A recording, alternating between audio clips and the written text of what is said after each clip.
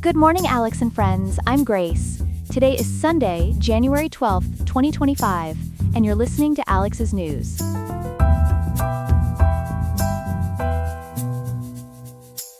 The weather in Riverside will reach a high of 65.1 degrees Fahrenheit today, with a low of 49.7 degrees, making it a mild winter day in Southern California. Coming up, we'll examine the broader implications of North Korean military presence in Ukraine and its impact on global politics. Then we'll explore the challenging factors making California's recent deadly fires particularly difficult for firefighters to get under control. Finally, we'll look at a fascinating discovery about ancient kangaroos and what led to their extinction, despite their versatile eating habits. All this and more, coming up on Alex's News.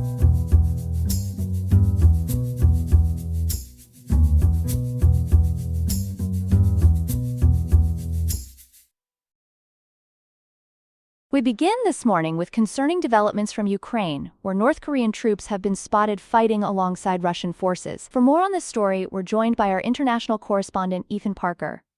Ethan, what can you tell us about this situation?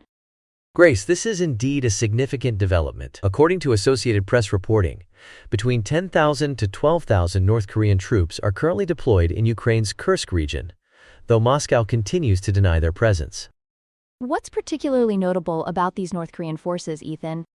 Well, Grace, Ukrainian soldiers have described these troops as highly disciplined and methodical. What's interesting, according to The Week, is that while they initially struggled with modern warfare technology, especially drone operations, they've shown remarkable ability to adapt. They're also taking extensive measures to hide their identity, wearing Russian uniforms, and carrying fake Russian military IDs. We're hearing reports about casualties. What do we know about the losses on the North Korean side?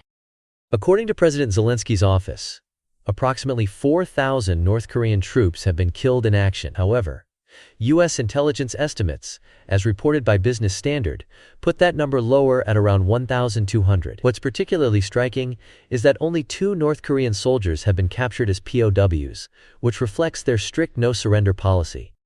And what about the broader implications of North Korea's involvement in this conflict? The U.S. is particularly concerned about this, Grace. Dorothy Camille Shea, the deputy U.S. ambassador to the UN, has warned that these troops are gaining valuable combat experience that could pose future threats. There's growing concern that North Korea might use this experience to expand its weapons sales and military training programs globally. The arrangement appears to benefit both nations. Russia gets additional military support, while North Korea gains modern combat experience. Thank you for that comprehensive report, Ethan. We'll continue to follow this developing story. We turn now to our second story of the morning, where Southern California continues to battle devastating wildfires amid dangerous wind conditions. Our reporter Chloe Thompson has been following these developments. Chloe? Thanks, Grace. The situation in Los Angeles remains critical as 2 major fires continue to ravage the region. According to NPR's latest reporting, Santa Ana winds are expected to reach alarming speeds of up to 75 miles per hour in some areas through Wednesday, with sustained winds around 20 miles per hour. Can you break down the current status of these fires for us? Certainly. The larger of the two, known as the Palisades Fire, has now consumed over 22,000 acres across Santa Monica and Malibu, with firefighters managing only 11% containment. The second blaze, the Eaton Fire, has burned nearly 14,000 acres in the Altadena and Pasadena areas, reaching 15% containment. Those numbers are staggering.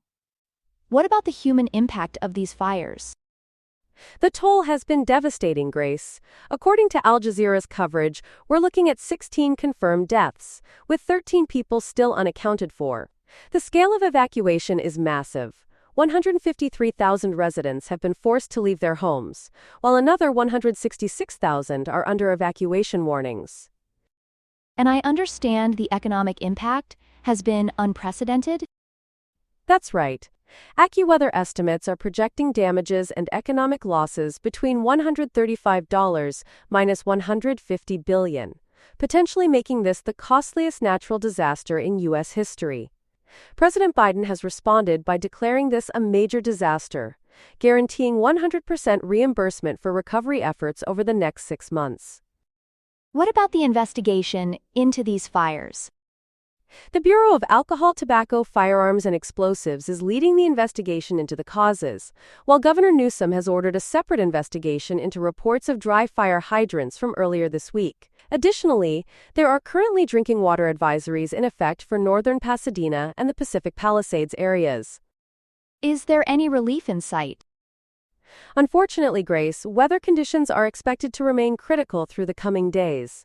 However, support has arrived from 7 neighboring states, the federal government, and Canada, providing both aerial and ground support to our firefighting efforts. Thank you for that comprehensive update, Chloe. We'll be sure to keep our viewers informed as this situation develops. Here are some other headlines. Special Counsel Jack Smith has resigned from the Justice Department following his submission of a comprehensive investigative report on former President and now President-elect Donald Trump.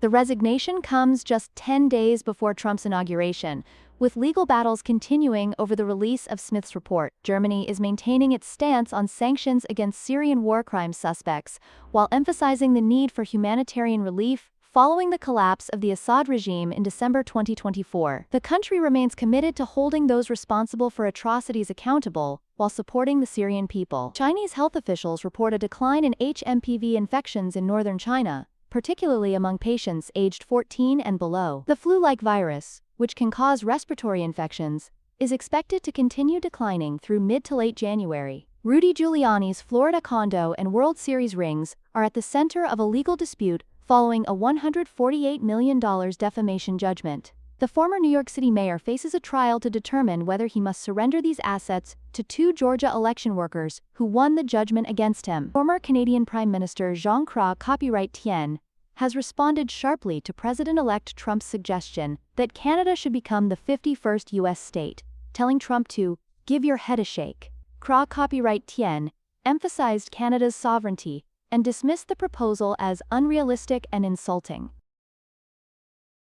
And now for our third and final story this morning. A fascinating new study is challenging what we thought we knew about prehistoric kangaroos and their extinction. Joining us to discuss this groundbreaking research is our science correspondent, Ethan Parker. Ethan, what's this new study telling us? Thanks, Grace. According to research just published in Science by Flinders University and the Museum and Art Gallery of the Northern Territory, prehistoric kangaroos were far more adaptable than we previously thought. This study, conducted at Victoria Fossil Cave in South Australia, reveals these ancient creatures weren't picky eaters at all, as they could handle both shrubs and grasses with ease. That's interesting, Ethan. How did researchers make this discovery? Well, Grace, they used something called dental microwear texture analysis A, or DMTA for short. Think of it as CSI for ancient teeth. They examined tooth wear patterns in 12 extinct species and compared them with 17 modern species. What's particularly fascinating is that these prehistoric kangaroos had what scientists describe as a conveyor belt tooth replacement system, along with some pretty sophisticated dental structures. Despite this adaptability, these kangaroos still went extinct. What happened? That's right, Grace. According to the research team, these megafaunal kangaroos, including one massive species called Procoptodon gallia, disappeared between 45,000 and 18,000 years ago. While climate change was initially thought to be the main culprit, recent evidence points to a different factor: a human hunting. What evidence supports that conclusion, Ethan? Well, as reported by Earth.com, sediment core analysis from the Indian Ocean off southwest Australia shows no significant climate changes during the extinction period. However, researchers found a sharp decline in fungal spores from mammal dung around 45,000 years ago, or right around the time humans arrived in Australia. This sudden drop suggests a rapid population decrease more consistent with hunting pressure than gradual climate change.